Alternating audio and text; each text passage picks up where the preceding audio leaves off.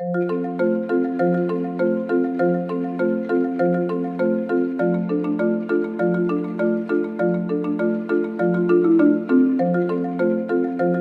what we're going to do is we're going to go through a series of role-playing exercises here. I have a friend and colleague. We call him Houdini. His other name is Jack, but you can call him Houdini. And he's going to be difficult on me as best he can be. He's going to push back so you can watch me deal with objections and walk through the whole process. And we're going to break this down into its elemental parts, from the front talk and the canceling of objections, handling objections, the whole 9 yards. And you'll see as I go through a plan of pitching a pair of glasses, generic glasses that I don't even have a name, but I will pretend they're worth something really decent. We're going to make them really cool. So here we go. Welcome, Jack. Hi. Pleased to meet you, man.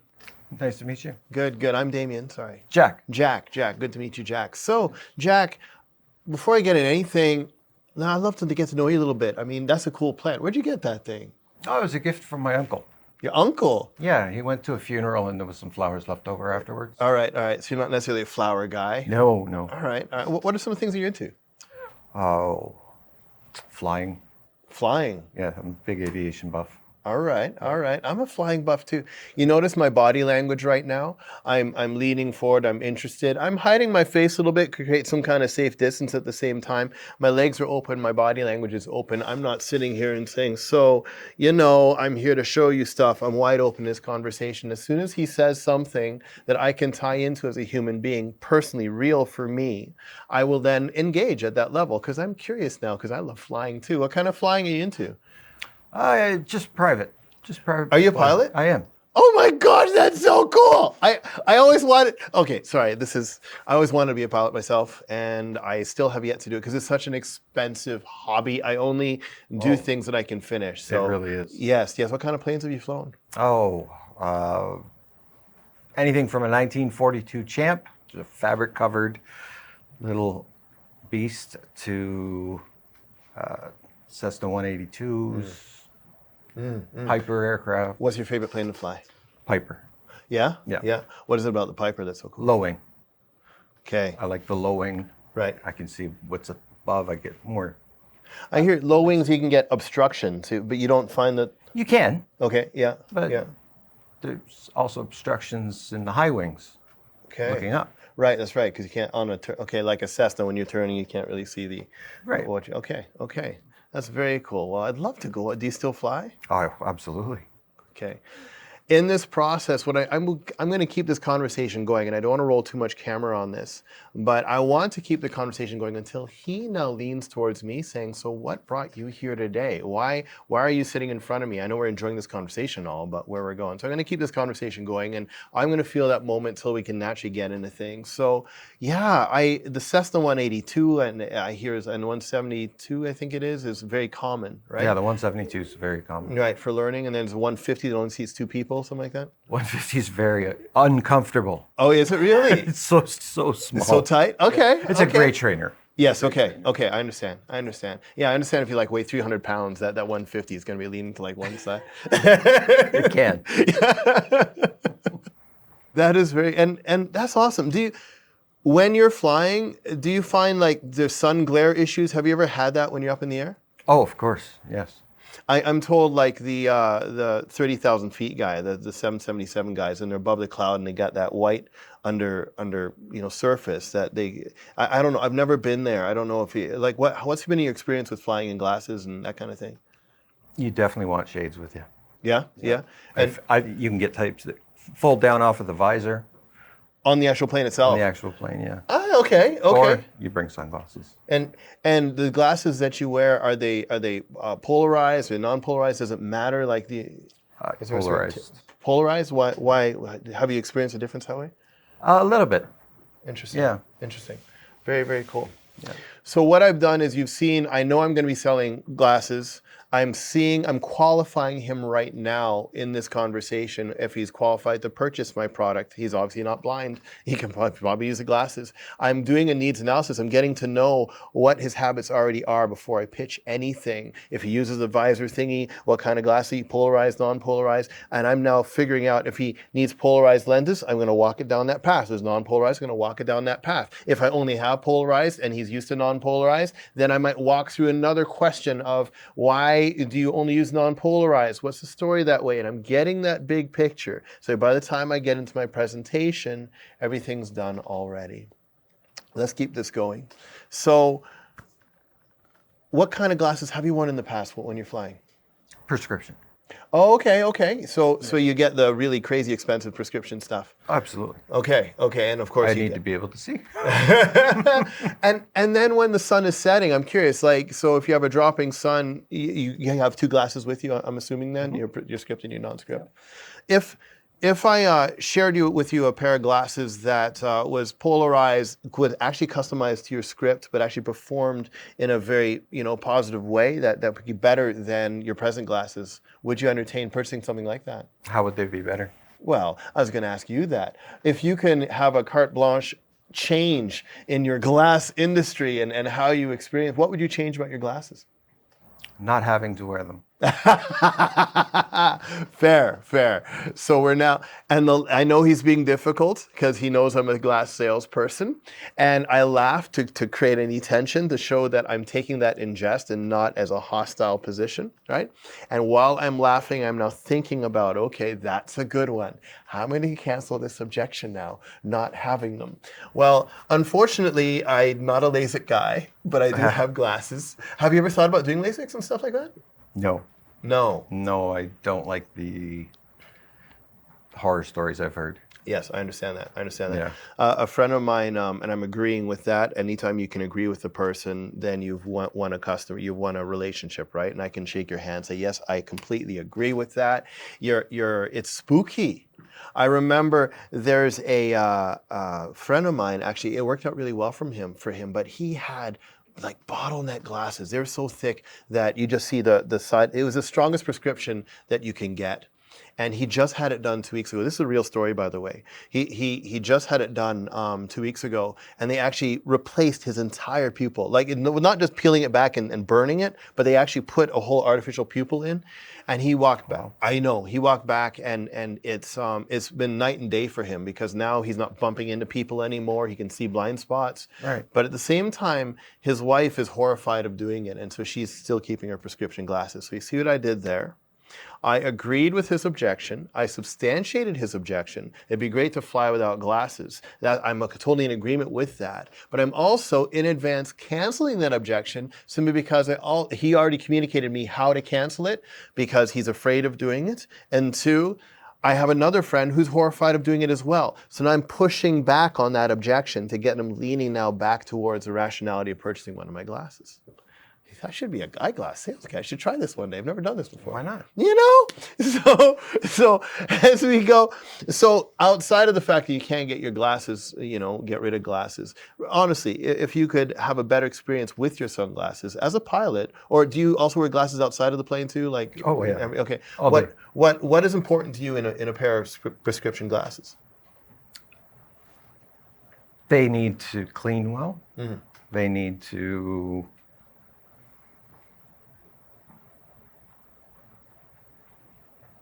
help me see. Fair. I know for different people, for example, sports people, they like having it tied behind their head so they can jog.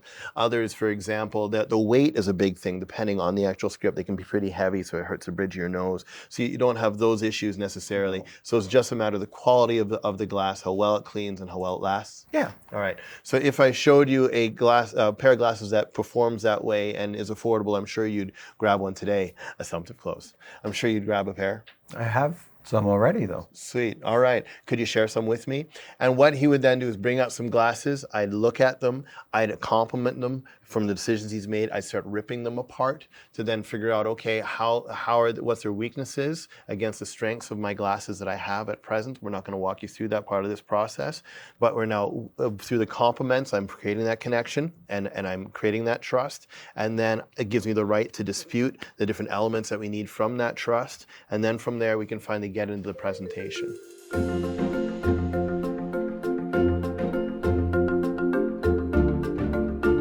So therefore, I see what you did. Now I have a pair of glasses here.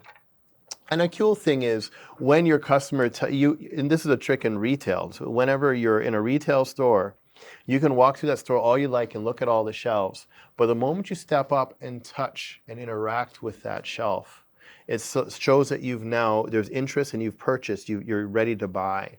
And watch that, if you're in a very good sales scenario in a retail store, the clerks will just sit there and say, you have any questions? I'll just sit right here. And they sit right there and they do their accounting, whatever they pretend to do, or talk on the phone.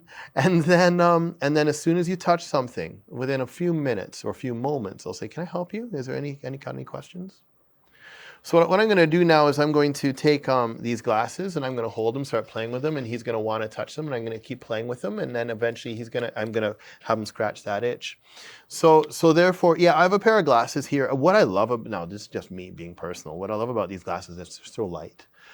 Because I know weight's not a big thing for you, no. but I've never worn glasses in my life. I always exercise my eyes to try to keep 20/20 as best I can. I'm now getting older, so it's harder to do that. But I made him laugh. And we're identifying with this, right? Because we're of the same age. So we, getting older is getting harder, but that's one thing that I loved about this. But when it comes down to the kind of things that you like, it being polarized, it being actually completely scriptable. So this will not actually fit your prescription, but we can customize it to your face and customize it to your prescription. What do you think of those glasses? I'm waiting for an objection. I think mine are better. Oh yeah? How are yours better? They fit my face better. Oh, sweet. It's the shape itself, you mean? Yeah, I think so. All right, sweet. So before I say, well, I have a solution for that.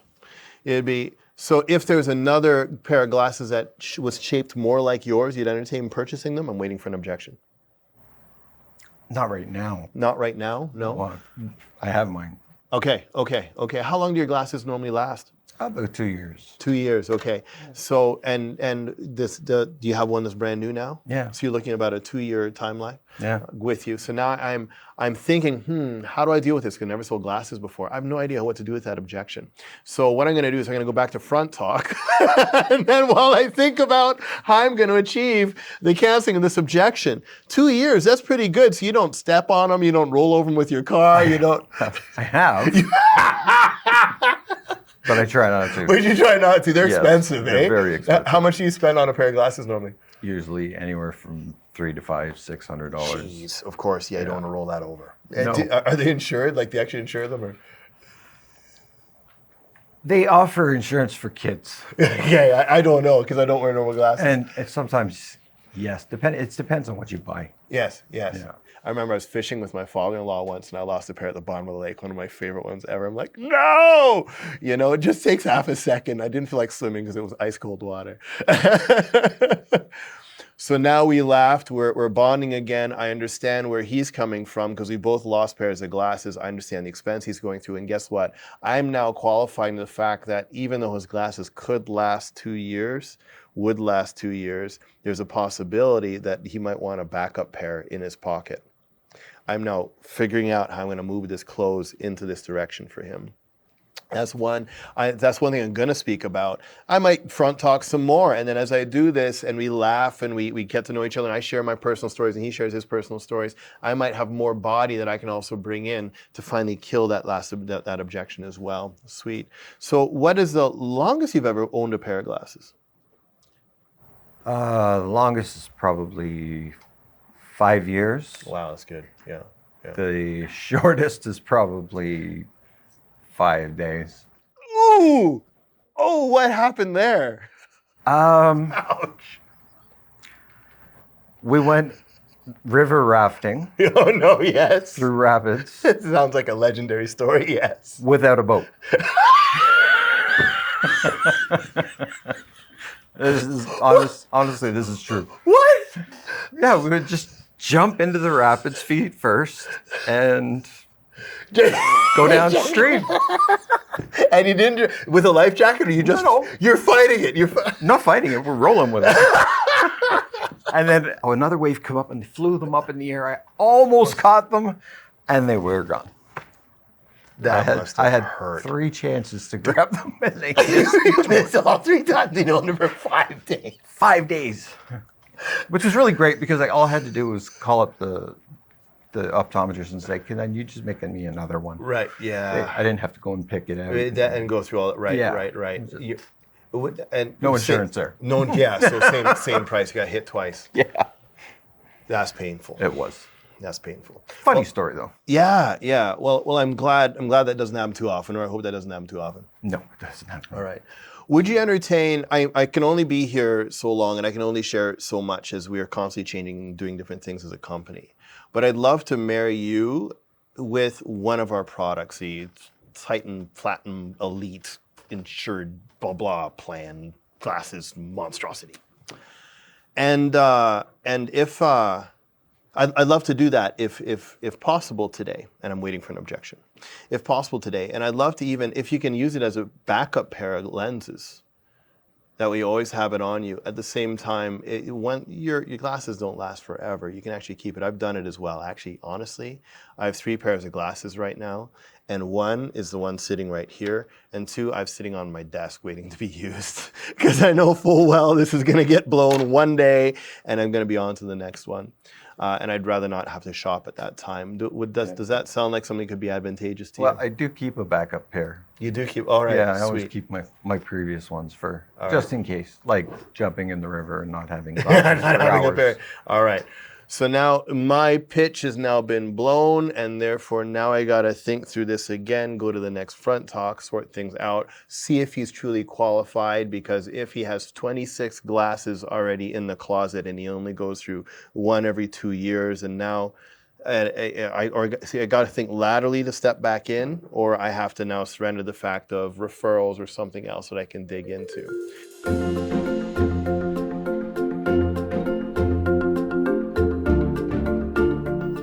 Let's see if I can continue this. We're gonna go back to front talk now and say, okay, so you've already learned from your past, some backup glasses, you always have it. Yeah. Got it, got it. Well,